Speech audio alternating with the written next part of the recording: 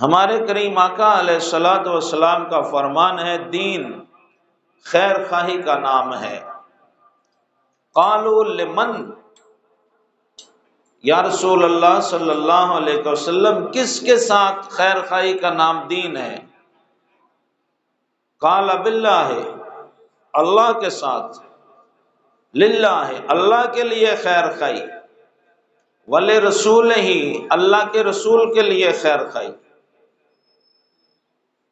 ولأئمتہم حکمرانوں کے ساتھ خیر خواہی، ولعامتہم اور عام مسلمانوں کے ساتھ خیر خواہی۔ اس کے درجے ہیں دین کے اور خیر خواہی کے۔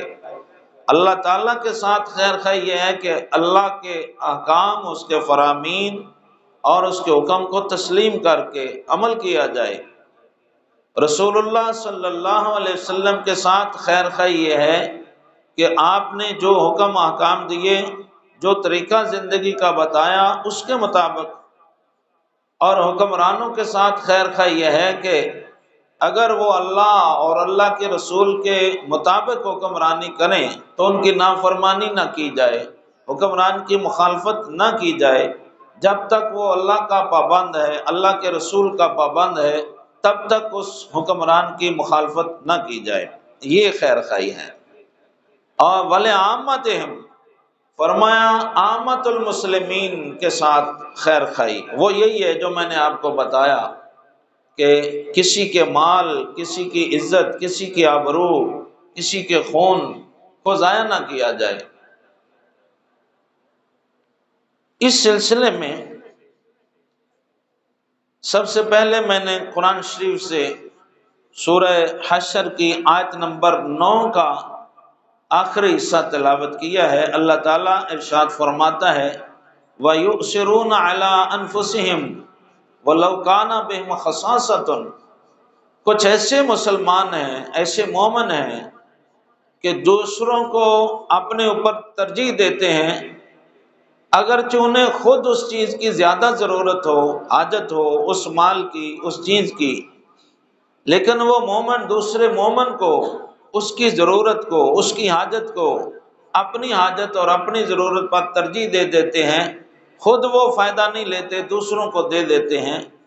یہ اللہ تعالیٰ کا ارشاد ہے وَمَنْ يُوقَ شُحَّ نَفْسِهِ، فرمایا جو اپنے نفس کی بخیلی سے بچ گیا، بچا لیا گیا، کنجوسی سے بچایا گیا، بخل سے بچا لیا گیا، فَأُولَٰئِكَ هُمُ الْمُفْلِحُونَ، ایسے مومن دونوں جہاں میں کامیاب ہو جاتے ہیں۔ کیسے مومن؟ جو ضرورت کے باوجود دوسرے کی ضرورت کو پورا کرتے ہیں۔ خود ان کو ضرورت ہوتی ہے لیکن وہ اپنی ضرورت دوسرے پر قربان کر دیتے ہیں۔ میں اس کی ایک مثال دیتا ہوں آپ کو۔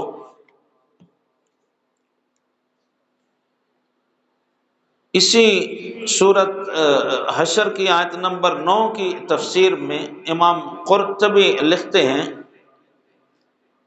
کہ اہدی لرجل من اصحاب رسول اللہ صلی اللہ علیہ وسلم رأس شاۃ فقال ان اخی فلانا وعیالہ احوج الی ھذا منا، ایک صحابی رضی اللہ تعالیٰ عنہ کو کسی دوسرے صحابی نے ایک بکری کی سری صدقہ دیا، ہدیہ دیا کہ یہ آپ کے لیے، یہ ہم نے بکری ذبح کی ہے تو اس کی سری ہم نے آپ کو ہدیہ کیا ہے، بڑا مزیدار اور لذیذ گوشت ہوتا ہے، یہ آپ رکھ لیں۔ وہ جس کو دیا اس نے تھوڑا خیال کیا کہ فلاں جو میرا ہمسایہ ہے مسلمان، اس کے بچے زیادہ ہیں، اس کی آمدن کم ہے، میں نے اسے کبھی گوشت کھاتے ہوئے نہیں دیکھا، تو چلو میں یہ سری اس کو دے دیتا ہوں، چلو اس کے بچے کھا لیں گے۔ اس نے اپنے اس ہمسائے کو سری دے دی کہ بھائی یہ آپ لے لیں، بچوں کے لیے پکا لیں، اچھا ہے، لذیذ گوشت ہے، پسندیدہ ہے، کھاتے ہیں۔ اس نے سوچا کہ نہیں میرا تو گزارا ہو جائے گا، میرا فلاں تعلق دار جو ہے وہ مجھ سے زیادہ حقدار ہے، اس نے سری اٹھائی اور اس کو دے دی۔ اس طرح اس نے اٹھائی آگے دے دی، 7 گھروں میں یہ سری گھومتی رہی، وہ اگلے کو دے دیتا ہے، وہ اگلے کو دے دیتا ہے، وہ اگلے کو دے دیتا ہے۔ وہ کہتے ہیں کہ نہیں یہ زیادہ ضرورت مند ہے، وہ اس کو دے آتے ہیں۔ جب اس کے گھر پہنچتے وہ کہتے ہیں نہیں میرا گزارا ہو جائے گا، وہ مجھ سے زیادہ ضرورت مند ہے۔